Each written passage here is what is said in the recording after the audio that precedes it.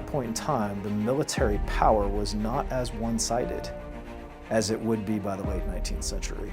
And yes, there were 40 some odd soldiers, but 40 some odd soldiers against thousands and thousands of soldiers of a native nation wouldn't have stood a chance.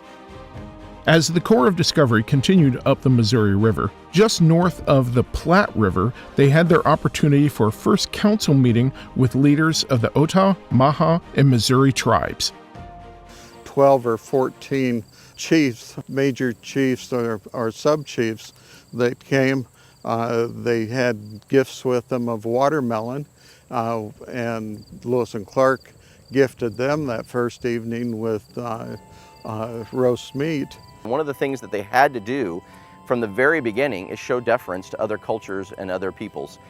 They did not have the power or the strength or even the numbers to simply walk into an indigenous tribe and just say, we're here, give us all the things that we're going to need. They needed to show deference, and they had to learn that almost immediately. They would all have their military regalia. They would do a little parade for the natives, and a big boom da da bumpa, boom da da bumpa, and captains told them about their new great father in Washington, and the Indians seemed to be very pleased with the idea that they had a new great father who's going to watch out for them. They were often getting bullied by the Tetons above, and this was a way of, or by another tribe, but didn't have to be necessarily the Tetons, but there was some bullying going on.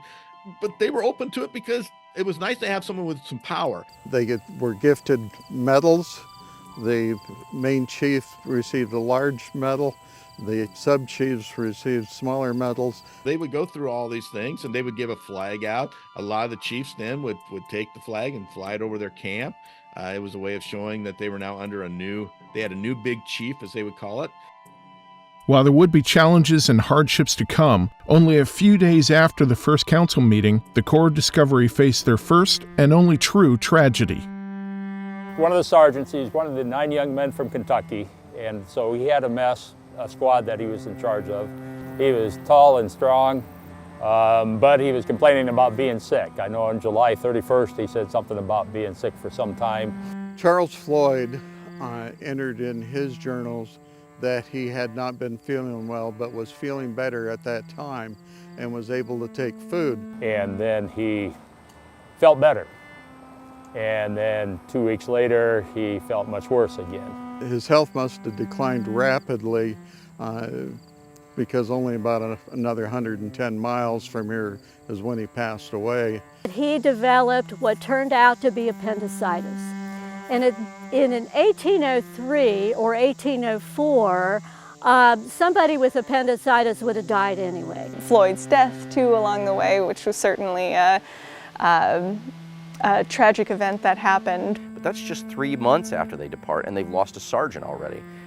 After electing a new sergeant to take Charles Floyd's position, the Corps continued north on the Missouri River. In what is now called South Dakota, they encountered the Teton Sioux tribe.